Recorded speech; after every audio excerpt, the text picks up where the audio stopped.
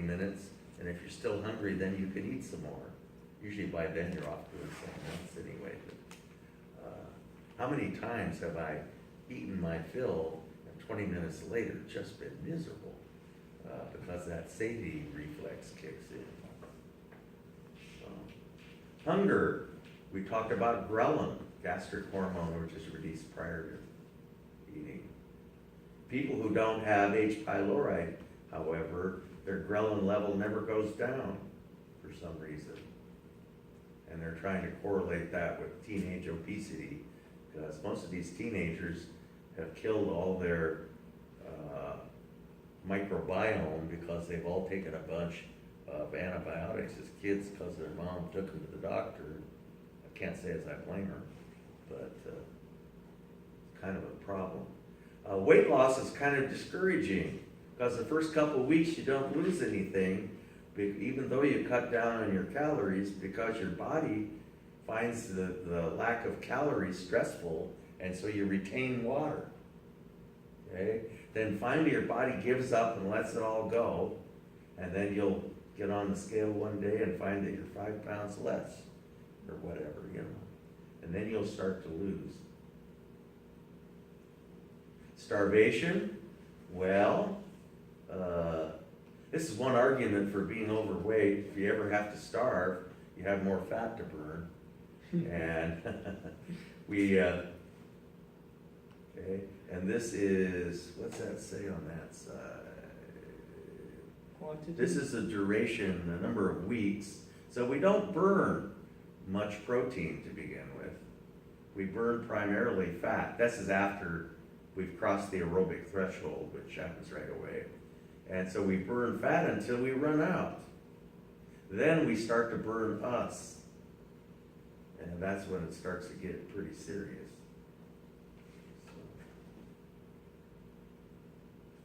So let's talk about energy metabolism in a different way, sort of a more macro way, instead of looking at it on a molecular level. People kind of throw the word metabolism around a little too much without knowing what they're talking about. If you don't qualify it, the word metabolism is basically all the chemical reactions in your body. Could be anything. There's lots of different kinds of processes that go on in our body. And people will say things, oh, like you're messing up your metabolism. Well, you may mess up one or two chemical reactions, but your metabolism, to say your metabolism is really kind of not proper. We're going to talk about energy metabolism, which consists of glycolysis, the Krebs cycle, and the electron transport chain, which we kind of already talked about.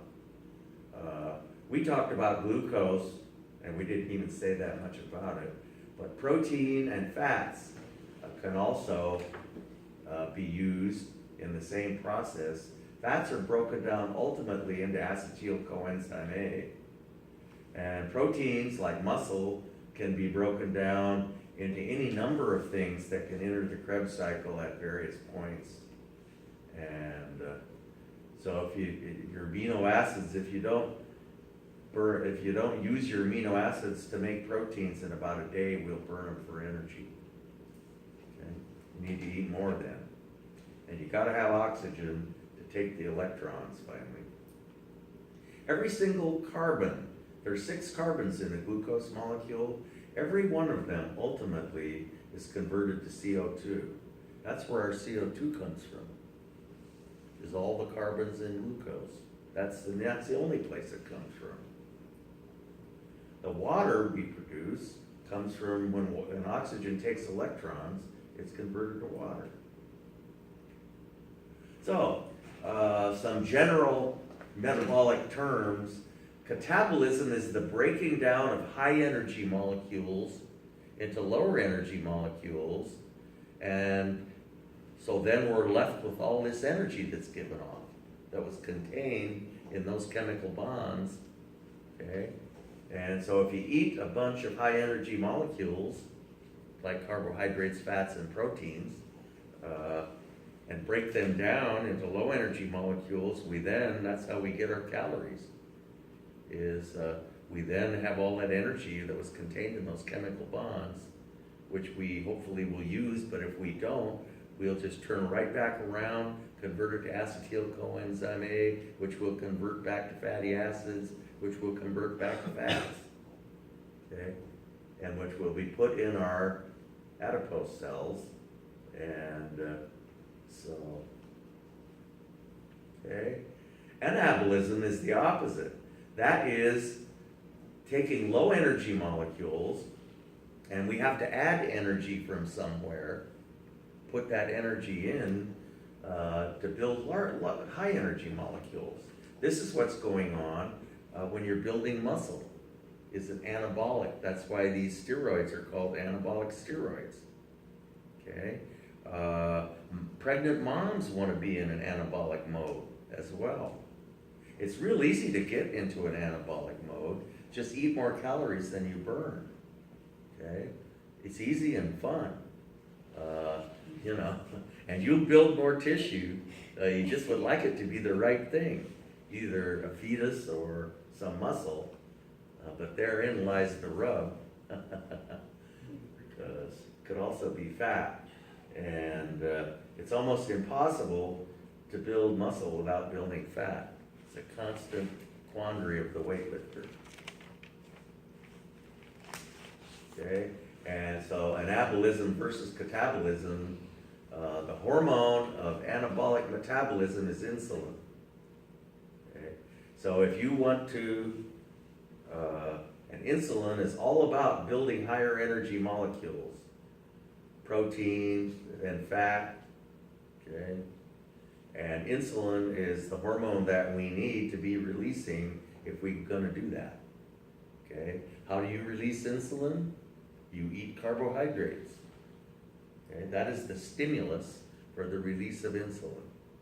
That is the argument that against eating high carb diets. If you want to remain trim, you don't want to be releasing a lot of insulin, or you'll be building a lot of tissue. And if you're going to be releasing a lot of insulin, you better pump a lot of iron. So at least some of the tissue you're building is muscle, and it's not all fat. Okay, and so that table I showed you with glycemic index on it was basically, those numbers were based on the insulin release that you're going to get by eating various carbohydrates. And the standard is glucose, which was given the number 100, you may recall. And so glucose being the primary stimulus, for some reason, maltose was even higher than glucose. But anything with a high number is going to release a lot of insulin. And insulin is the hormone of anabolic metabolism. You are going to grow tissue, okay, if you release it. The hormones of catabolic metabolism, of tissue breakdown, are glucagon, epinephrine, cortisol, and growth hormone. And you need to know a little bit. We're dredging up this hormone thing again, okay? There will be some hormone questions on the quiz next Monday. So you need to know, I'll tell you what you need to know about these hormones when we're kind of done looking at all these little pictures. Weightlifters and pregnant moms desire to be in an anabolic mode.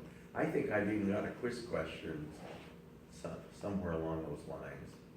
Dieters wish to be in a catabolic mode. So to be in a catabolic mode, it's not desirable to eat carbohydrates, and you'll get in one a lot easier if you eat less calories than you burn. Okay? Those two things. Here's an interesting fact. When you breathe in 1 liter, or even if you combust, if you just take fat, carbohydrate, or protein and put it in a sealed vessel with 1 liter of oxygen gas, and light it, ignite it, and let it burn, you'll produce 4.8 kilocalories of energy. So you'd have to have an excess. You're only gonna burn as much of it as there is oxygen, right? I mean, as soon as you run out of oxygen, you know, you won't be able to burn anymore. So you have a little pool of fat, any of these things, or all of them, in this little vessel, and you have an igniter in there, and you have 1 liter of oxygen, and a thermometer, or some way to measure the heat that's given off. And we find that 4.8 kilocalories is produced. Okay? So when food is burned in 1 liter of oxygen, 4.8 kilocalories of heat is given off. Okay? And so here they show that happening. Okay? So the assumption is made that if we use 1 liter of oxygen, that we're burning 4.8 kilocalories. Okay? That's how people measure the calorie content of various foods, or the amount of calories that's burned in various exercises. They'll take the food and burn it. They'll take an apple and burn it and see how many liters of oxygen, you know. They'll burn it in an excess of oxygen and see how much heat is produced. It's basically what they do. They put it in an instrument called a calorimeter that has a certain amount of water, measured amount of water, and see how much the water heats up. Remember, 1 calorie will increase the temperature of 1 gram of water by 1 degree centigrade. And so the assumption is made that the same kind of processes are going on when we burn the food in the body. It's the same kind of process as when the food is burned in the vessel. Do you think that's true? Absolutely not. It can't be, but it's our closest guess. I mean, think of the Krebs cycle and electron transport process and all that stuff. That's not like burning. It's ultimately oxidation, but because you have oxygen waiting to take all the electrons.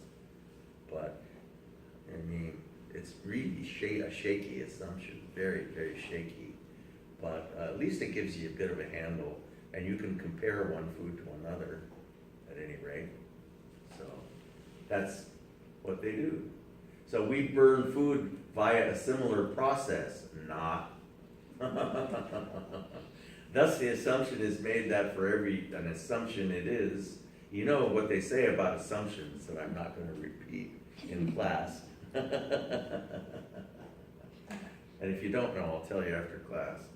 The assumption is made that for every liter of oxygen that we require, 4.8 calories of food, notice with a capital C, was burned. Okay. And so they just measure, they hook you up to an oxygen flow meter and see how much oxygen you burn, or see how much oxygen it takes, you know, to burn a certain amount of food, or see how much heat's given off. And like, for instance, if they want to know for a typical size male doing treadmill for an hour, how many calories that burns, they just measure how much oxygen he uses. See?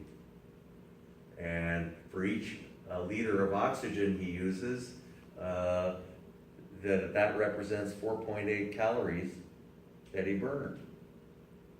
See, in that activity. And so you'll at least get something that's useful, which can be compared to something else, which you're doing it all. If everyone does it the same, it's a useful comparative tool. Okay. Basal metabolic rate. This is the energetic cost of living. If you lay on a table and do absolutely nothing, it is found that we use about, the average size person uses about 15 liters per hour, which calculates to 73 kilocalories per hour. And so if you multiply that by 24, you see you can do absolutely nothing. You're breathing, but that's about it. And plus all the chemical processes in your body, a lot of them burn energy, like active transport burns energy. And so, for a lot of that going on. And so, this is your basal metabolic rate. You would like it to be very high. It's about 2,000 calories a day, give or take. And then you can add on to that. You can figure it out. You know, I haven't done the math lately, but you can figure it out. 24 times 73. 24 times, no, it's not 2,000, but it'd be more like 1,600 or something, I I think. think it's about 1,752. Yeah, yeah. So you figured that out? Good for you. So anyway, 1,700 calories a day, and for the average sized person. And so add on to that your activities, and that's how many calories you can eat without gaining weight. That's how many calories you should eat less than that if you want to lose weight. Okay, but you figure that most of you guys are pretty active. That's the problem with this thing. Is boy, I don't eat much, because when you're sitting in one of these things all the time, I used to run 10 miles a day. That's why I'm sitting in it. But you know, boy, I could eat all kinds of stuff then. So, okay. Basal metabolic rate, the energetic cost of living. Okay, and there are several things that affect it. Obviously, pregnancy does. Interestingly, the average number of calories per day, if you average it out over the 9 months, only comes out to about 300 calories a day. Obviously, later on, you're using a lot more. And early on, you're not using nearly that, because this little embryo is so small. But later on, you're probably using a whole lot more. But it averages out to 300 calories a day. Stress. Well, that's something to be avoided. You won't live long enough to enjoy your trimness if you don't try and stay away from stress. Certainly disease burns lots of calories, takes lots of energy to make antibodies. Yeah, it takes a lot of energy. Those antibodies are high energy molecules. And if you're during your growth period, that's also takes that burns a lot of calories. Okay. Your thyroxine levels greatly affected. Some people use thyroxine as a weight loss aid. People who have access to it. What's wrong with that picture? Disrupting your body's ability. You'll get you should never take a hormone that your body produces normally, because you'll get atrophy of the structure that produces it, and those people will wind up with hypothyroidism. And then when they can't get their hands on it, they won't be able to make it in their body either, and then they'll have a real problem with weight. And so the more thyroxine you produce, it speeds your metabolism up. Okay, so if you get older, it goes down. Okay, females have a slightly lower rate than males. My guess would be that's an energy everything is dedicated towards propagation of the species. And my guess would be that that's an energy conserving feature that's used during pregnancy. Purely a guess. I bet I'm right though. These tables are not very useful. But anyway, you know how they calculate these numbers now. They have you do some exercise and measure how much oxygen you burn. You know, simple as that. And, you know, so obviously the more vigorous your activity is, the more calories you're going to burn. Everybody knows that. But here's a really good picture. Have I ever showed you this before? So this shows what we're burning as we're performing some activity, might be walking, might be jogging, but the first thing we burn is ATP. And like if you run a 100-yard dash, you could theoretically hold your breath.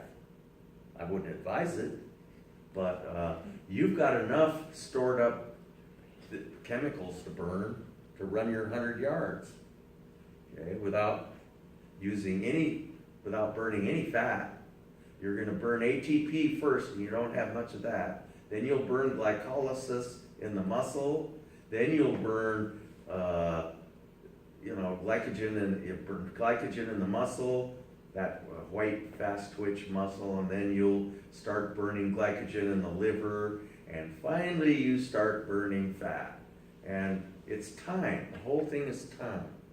So if you're interested, right here we cross the aerobic threshold, and we get over into aerobic metabolism, and finally we run out of glycogen everywhere, and but we still are burning fat. And once you get into that fat burning mode, you stay in it for a while.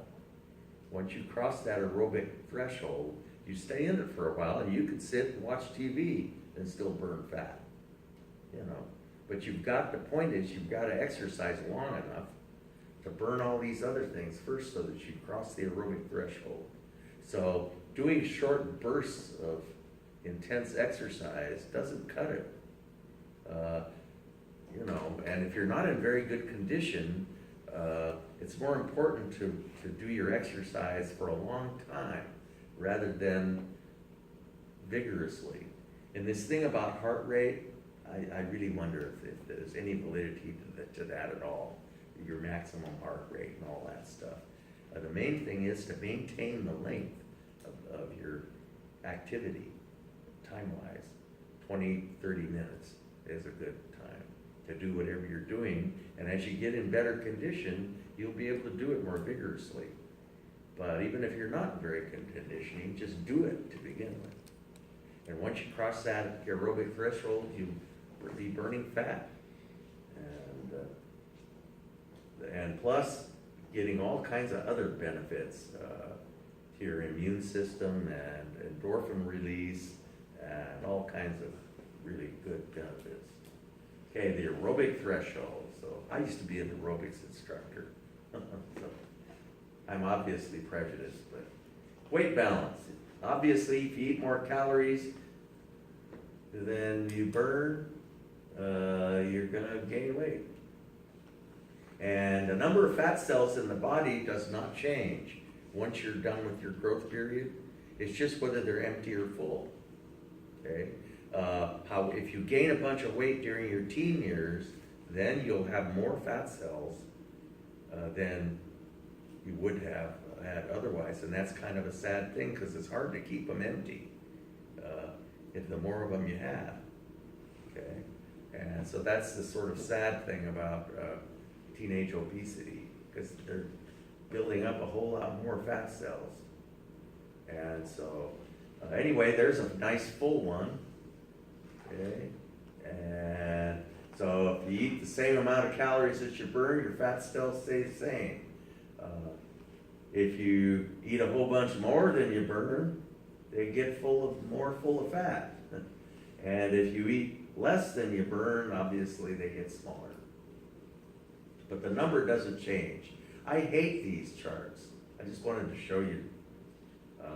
There is no normal weight,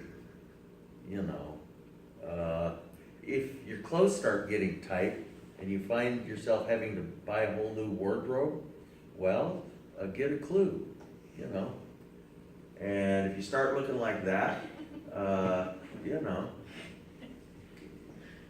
pretty obvious. And if you start looking like that, you better do something too. So now we get into some more physiological topics, rather than fitness related. Those were slides out of this diet, weight loss, and exercise class I used to teach. And so maintenance of blood glucose.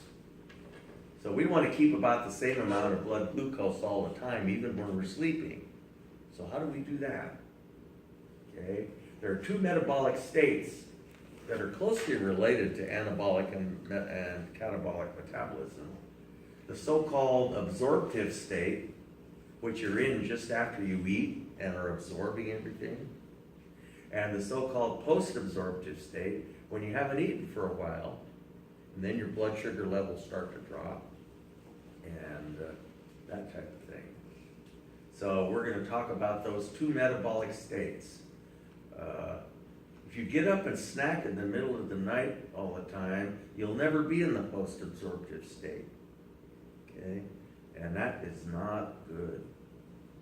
You want to be in the post-absorptive state. So in the absorptive state, you probably ate some glucose. Okay? It's hard not to, really. And so you're going to release some insulin. And everything's going to be geared towards storage of the food you ate.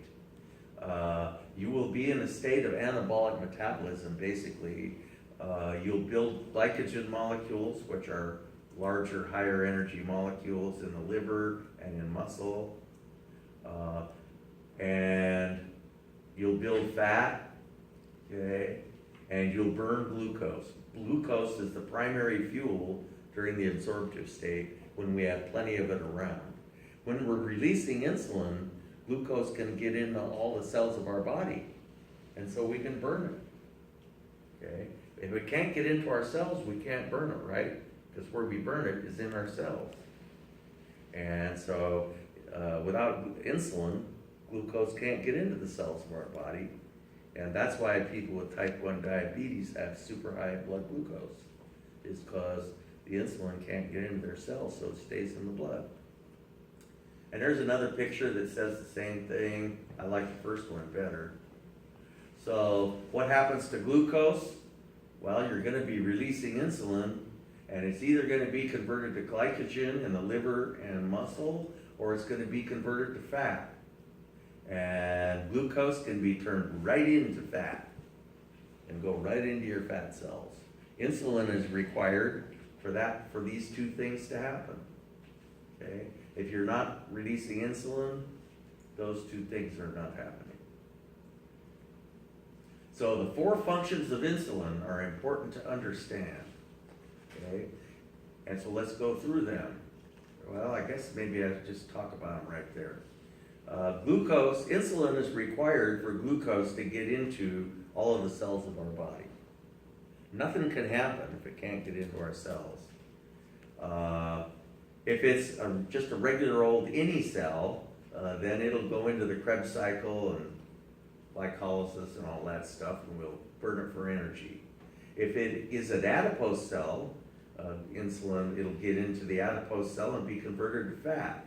If it's a muscle cell, if it's a liver cell, it'll be converted to glycogen, and insulin is also required for amino acids to get into muscle cells and be converted to muscle. So you've got to be in an anabolic mode in order to build muscle. So therein is the quandary. So those are the four functions of glucose. So insulin in the liver allows glycogen or glucose to get into liver cells, be converted to glycogen. In a fat cell, insulin goes in there, it's converted to fat. Nice informative little table about type 1 and type 2 diabetes. We've looked at this before. They're totally unrelated. Type 1 is basically your pancreatic beta cells are destroyed. It's an autoimmune disease. We lose the ability to make insulin. So glucose can't get into our cells, and so blood glucose levels are very high. And you have to supplement insulin. The other type is usually caused by obesity, but not always. And basically your fat cells get so full that no more glucose can get in, so the glucose stays in the blood. Okay? It's called glucose resistance or something like that. Insulin resistance, maybe. You're releasing insulin. Here you're releasing plenty of insulin. It just doesn't work anymore because your fat cells are full.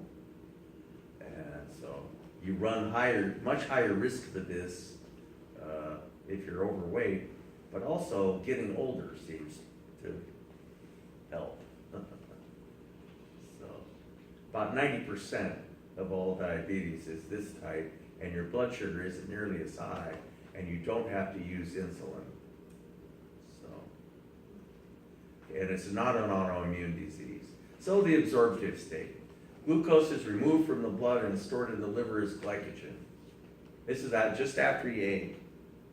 Okay, you're in the absorptive state. Dealing with all that stuff that you ate. Remember how it's actively transported, and it winds up, all of it winds up initially in the liver, either via the lymph or the blood. And glucose is removed from the blood, stored as glycogen. Fatty acids are stored in adipose cells as triglyceride. Amino acids are removed and converted to proteins, okay? Particularly muscle cells, but also in the liver. So that was the absorptive state. The post-absorptive state, the arrows go the other direction, and we don't release insulin. Remember, we release glucagon, and when you're not eating, the body regards it as mildly stressful, so it releases epinephrine. Epinephrine also raises blood glucose via the same mechanism as glucagon. They operate via the same second messenger mechanism. Both hormones plug into receptors on liver cells and cause glycogen to be broken down into glucose. And they do the same thing, epinephrine and glucagon. I got a quiz question on that. You might see it. Okay. So we've also got growth hormone causes triglycerides to be broken down into fatty acids. Okay. And during the post-absorptive state, we burn fatty acids. Okay. Where's that shown? Somewhere here. Fatty acids, ATP. Boy, that's not very. So, anyway, nervous tissue always burns glucose. Okay. Nervous tissue can only burn glucose. So, one way or the other, we got to get glucose to the brain. And we generally manage to do that. The brain, the central nervous system, burns about 800 calories of glucose a day. So that's significant. Another picture of the post-absorptive state. So fat is broken down into fatty acids, and the fatty acids are burned for energy. Okay. And glycogen is broken down into glucose. And better watch it, or muscle's going to be